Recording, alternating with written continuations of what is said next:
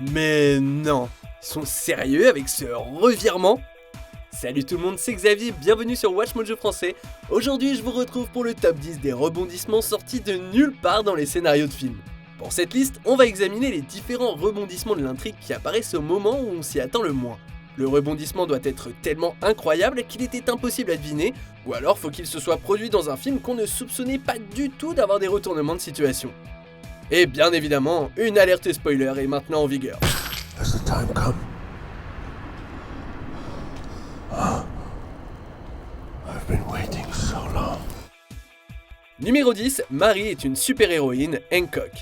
Hancock est centré sur le personnage de Will Smith, un super-héros qui est en fait détesté par le grand public en raison de son comportement d'ivrogne et de ses actes de destruction gratuite. I'll break my foot off in your ass, woman. Charlize Theron joue le rôle de Marie Embree, la femme d'un consultant en relations publiques. C'est tout ce qu'on nous fait croire, jusqu'à ce que Hancock l'embrasse et qu'elle le lance à travers la maison, révélant qu'elle aussi, c'est une super-héroïne.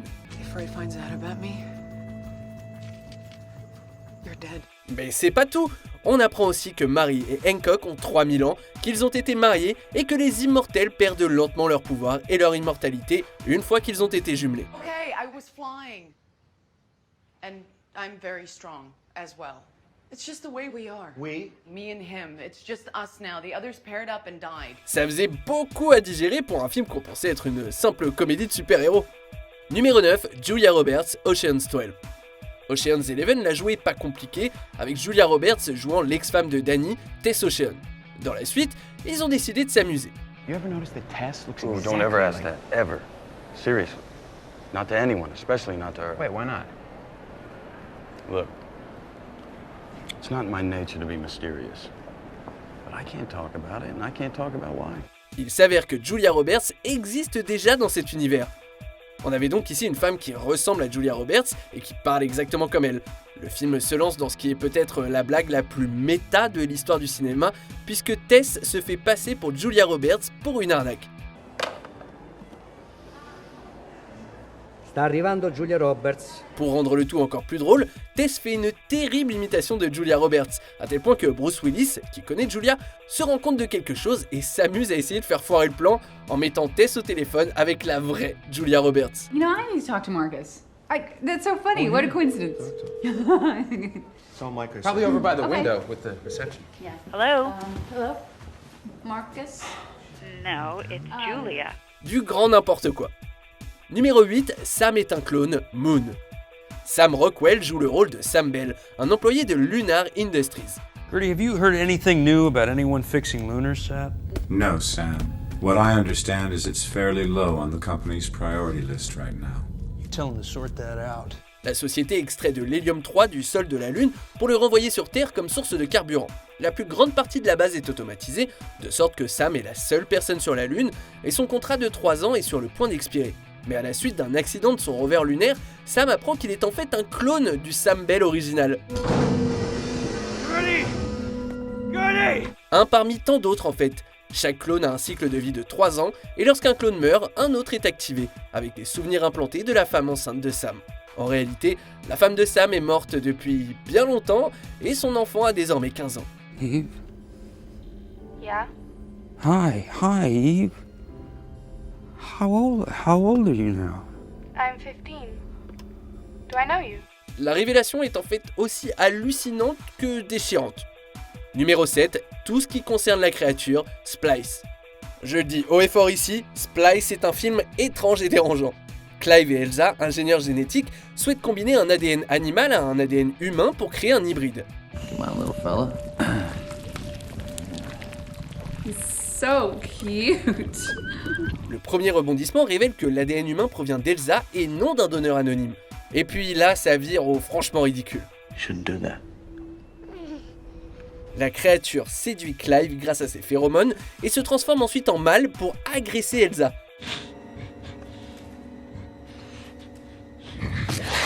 Elsa décide de garder le bébé non désiré après s'être vue offrir une juteuse somme d'argent. En termes d'Oedipe, etc., Freud s'en donnerait à cœur joie avec ce film. C'est censé être provocateur, mais la seule chose que ça a provoqué pour moi, c'était la régurgitation de mon précédent repas. Your Dran turned out to be a cauldron of unimaginable chemical mysteries. Numéro 6, le plan final, Douleur et gloire. Douleur et gloire est une rumination sur la vie elle-même. Antonio Banderas joue le rôle du réalisateur Salvador Mayo, qui réfléchit sur sa vie et sur ce qu'elle lui a appris en période de panne créative. Hace tiempo que me bajé del pedestal, ¿eh? Mira, estoy en contacto con la sala Mirador. Sé que es una sala muy pequeñita, muy off, para montar el bello indiferente de Cocteau. Le dernier plan du film montre un jeune Salvador admirant des feux d'artifice tandis que sa mère anxieuse s'inquiète de leur situation précaire. Et puis, on découvre qu'il s'agit en fait d'acteurs sur un plateau de tournage. Aunque tengamos una casa, me conformo.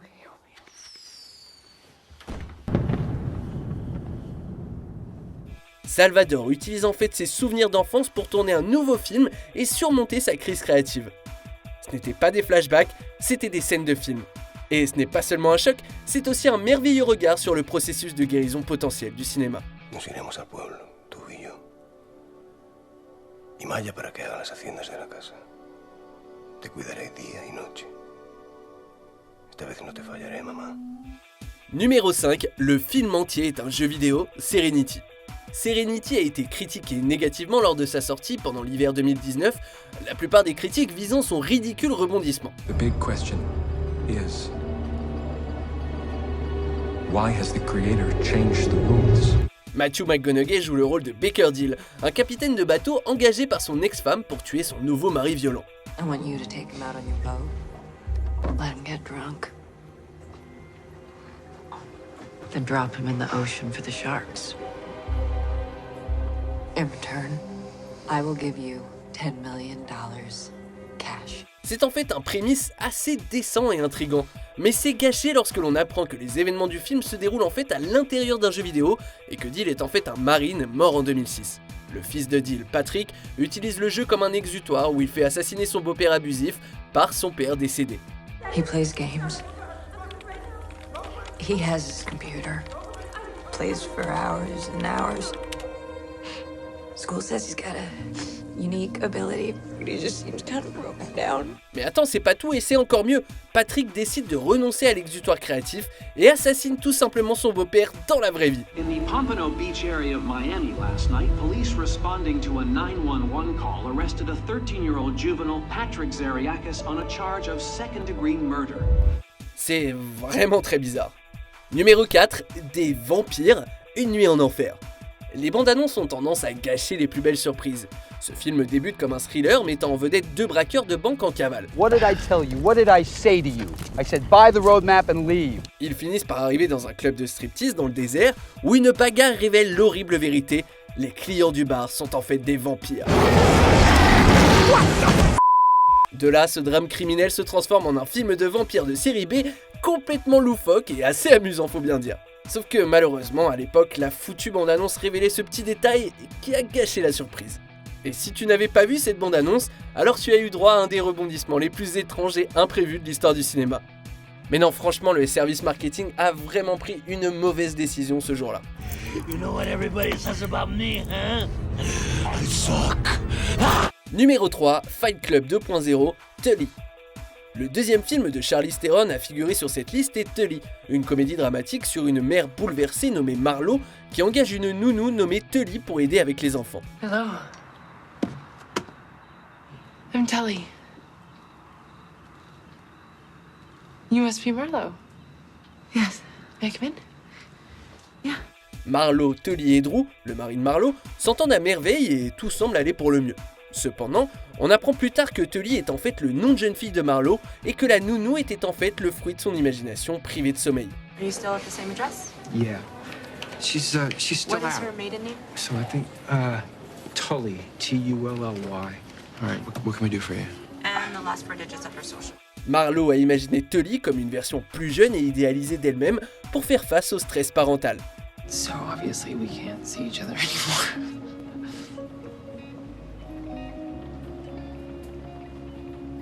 I don't want you to go. Well, I was really just here to get you through the danger zone. En fait, à peu de choses près, c'est comme le rebondissement de Fight Club, sauf qu'il n'y a pas les coups de poing, il n'y a pas l'anarchie, et il n'y a pas l'explosion de bâtiment à la fin. Numéro 2, La Réunion n'était qu'un livre, reviens-moi. Ce drame de guerre met en scène James McAvoy et Keira Knightley dans le rôle de Robbie et Cecilia, deux jeunes gens qui tombent amoureux dans l'Angleterre d'avant la Seconde Guerre mondiale. Are you enjoying your book? No, not really. It gets better. Fair fielding any day. Much more passionate. Cependant, la sœur de Cecilia, Briony, s'en mêle et fait emprisonner Robbie à tort. Lorsque la guerre éclate, Robbie est envoyé en première ligne comme pénitence et Cecilia travaille en tant qu'infirmière. Ils finissent par se réunir et tentent de faire annuler le témoignage de Briony.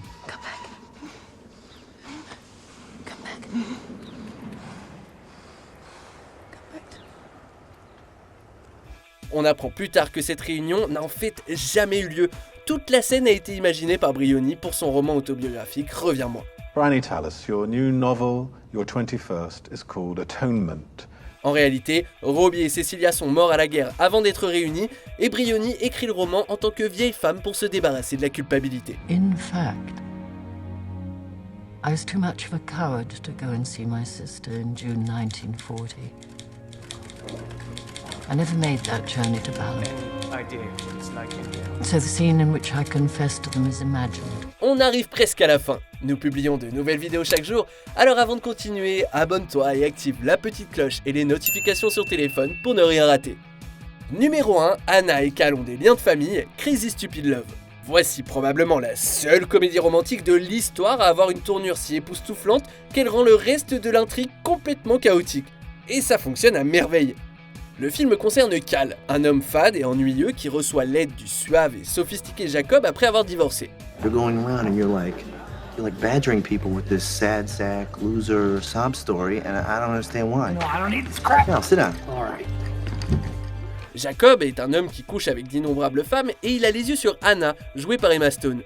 Les deux se réunissent et Jacob va à la rencontre des parents d'Anna pour découvrir que Cal est son père. Cal? Is that him? What are you doing here? What are you doing here? Wait, you guys know each other? What's going on? Ça donne lieu à une des scènes de combat les plus drôles de l'histoire du cinéma et ça constitue également un moment important pour le développement des personnages. C'est choquant et inattendu et aussi totalement hilarant. Break up right now. Daddy? Please don't call him that. Cal, that's not gonna happen. Then I will mess you up. Dad? Cal? Cal. Jessica? Bernie? Daddy, no! Que penses-tu de notre sélection ? Dis-le moi en commentaire et check cette autre super vidéo de Watch Mojo français.